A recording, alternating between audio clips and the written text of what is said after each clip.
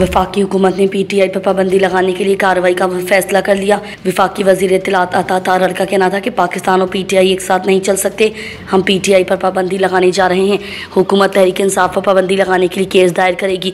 ये फैसला तमाम इत्तेहादी जमातों के साथ मुशावरत के बाद किया है। वज़ीर इत्तलात का कहना था कि आईनी शकों के हवाले से हमारे पास पॉइंट्स मौजूद हैं। हुकूमत और इत्तेहादी जमातों ने मिलकर नज़रसानी अपील में जाने का फ़ैसला किया है।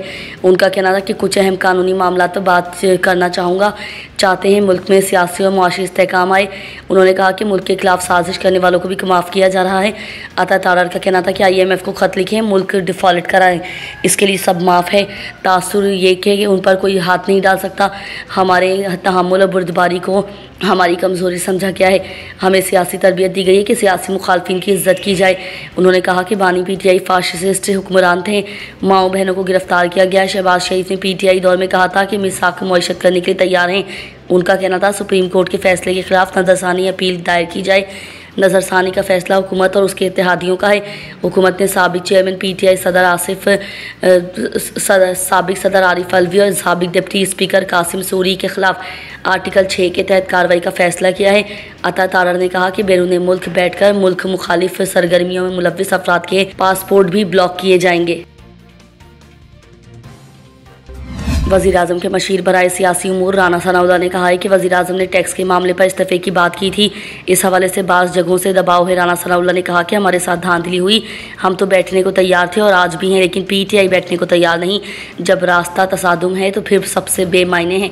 PTI वाले पूरा जोर लगाएंगे, हम भी पूरा जोर लगाएंगे। उन्होंने कहा कि मखसूस नशिस्तों के फैसले से कन्फ्यूजन मज़ीद बढ़ गई है।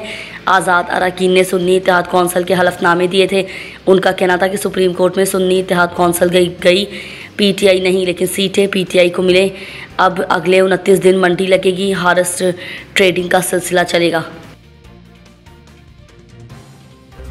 मुस्लिम लीग नून के सदर नवाज शरीफ के ज़रिए सदारत मुस्लिम लीग नून का मरी में होने वाला इजलास मुलतवी कर दिया गया। नून लीग की जानिब से अहम इजलास पीर को तलब किया गया था, जिसमें सुप्रीम कोर्ट के मखसूस नशिस्तों के केस के फैसले और मुल्क की सियासी सूरत हाल पर मुशावरत होना थी। ताहम अब यह इजलास मुलतवी कर दिया गया। ज़राए के मुताबिक मुस्लिम लीग नून का इजलास मुहर्रम उल हराम के बाइस मुलतवी किया गया। इजलास की नई तारीख का बाद में ऐलान किया जाएगा। इंसदाद दहशतगर्दी अदालत ने 9 मई को जलाओ घेराव से मुतालिक केस में पाकिस्तान तहरीक इंसाफ के रहनुमा शाह महमूद कुरैशी पर फर्द जुर्म आयद कर दी।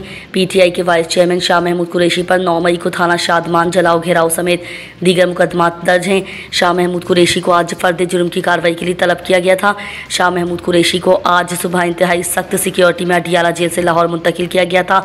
इंसदाद दहशतगर्दी अदालत ने शाह महमूद कुरैशी के खिलाफ कोट लखपत जेल में समाअत की। अदालत ने जलाओ घेराव केस में उन पर फर्द जुर्म आयद कर दिया। अदालत ने आइंदा समाअत पर गवाहान को तलब करते हुए केस की मजीद समाअत 22 जुलाई तक मुलतवी कर दी।